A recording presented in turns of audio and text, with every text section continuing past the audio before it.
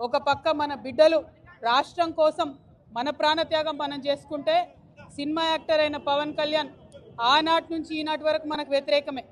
ఇవాళ కూడా ఆయన మాట్లాడుతున్నాడు, తెలంగాణ నాయకుల దిష్టి కళ్ళతోని కోనసీమ పాడైందంటున్నాడు. మనం ఎన్నడూ దిష్టి పెట్టలే.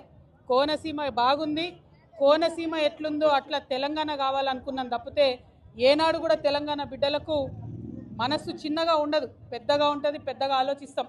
మేము ఇప్పుడు కూడా చెప్తా ఉన్నాం, పవన్ కళ్యాణ్ గారు మా రాష్ట్రం ఏర్పడి 12 సంవత్సరాలైంది.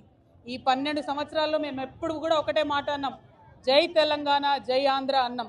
తెలంగాణ ఎంత బాగుందో ఆంధ్ర కూడా బాగుండాలన్నాం. నేను ప్రత్యేకంగా లోక్సభలో నిలబడి ఆంధ్రకు ప్రత్యేక హోదా కూడా ఇవ్వాలని అడిగిన. మేము తెలంగాణ వాళ్ళం ఎప్పుడు కూడా పక్కోంది గుంజుకోవాలని చూడం. పక్కోడు బాగుంటే మా కళ్ళు మండయి.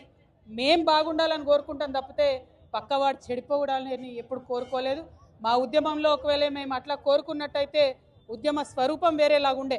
మా బిడ్డలు ఆత్మబలిదానాలు చేసుకున్నారు తప్పితే ఒక్క పరాయి రాష్ట్రం వాడి వ్యక్తి మీద కూడా చెయ్యి ఎత్తలేదు మేము ఎప్పుడు కూడా.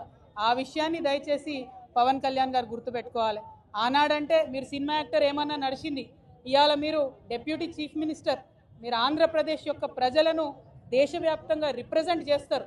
మీరు మాట్లాడే మాటలు కూడా మీ ప్రజలకు ఆపాదిస్తారు. కాబట్టి జాగ్రత్తగా మీరు ఆలోచన చేసి మాట్లాడాలని నేను పవన్ కళ్యాణ్ గారిని కోరుతున్నాను.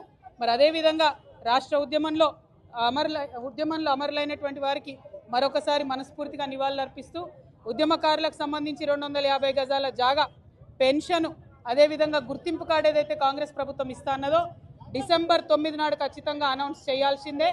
చేయకపోతే మాత్రం ఉద్యమకారులందరం కూడా గవర్నమెంట్ భూములు చూసుకుంటాం, జాగృతి జెండాలు వాత్తాం, భూ పోరాటాలకు ముందుకెళ్తామని చెప్పి తెలియజేస్తూ సెలవు తీసుకుంటున్నాను.